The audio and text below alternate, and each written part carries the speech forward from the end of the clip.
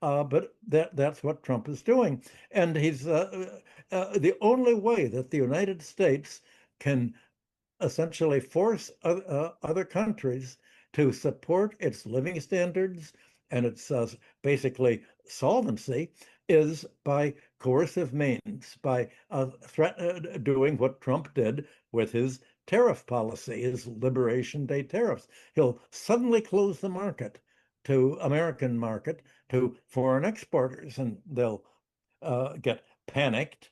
And Trump really always tries to panic other countries into saying, well, yeah, we understand that, your industry is all set up to export to our markets. That's part of what used to be our reciprocity trade that benefited all. But now you're going to have to give us a, a give back if we let you still sell to the US market. First of all, we're going to tax your imports, and that's going to put money in the treasury so that we can reward our campaign contributors, the 1%, the financial sector, the Silicon Valley, by cutting their taxes and running a gigantic budget deficit. Well, he actually thought we could make it all up by tariff revenues.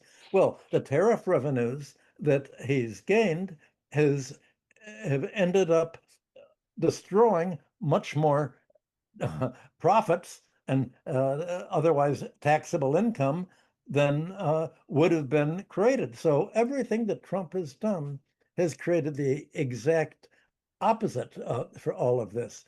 And most of all, he's said, well, one of your get backs is you have to impose trade and financial sanctions against countries that have their own sovereignty and trying to follow their own policies that help themselves instead of the United States.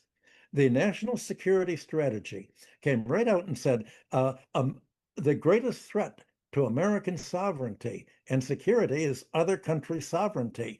They must be deprived of having sovereignty of their own to do anything not under our control, because if they're not under our control, they may do something in their own interests to become free of our control and make money for themselves, or turn to the much more lucrative investment markets and more competitive industrial producers in China and Asia. We can only rule by force. And the main force we can use, apart from military force, is financial force of the ability to create chaos if they do not end up subsidizing the U.S. balance of payments and the U.S. economy and joining our bloc that we continue to isolate countries, Russia, China, before that Venezuela, and now Iran, and other countries that want to go their own way.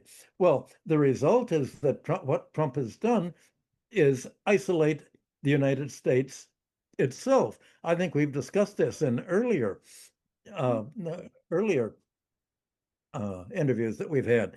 So there's a whole risk of America's own deepening debt, trade dependency, and debt dependency. The one way in which that has been supporting and stabilizing the U.S. balance of payments hasn't been the former recycling of former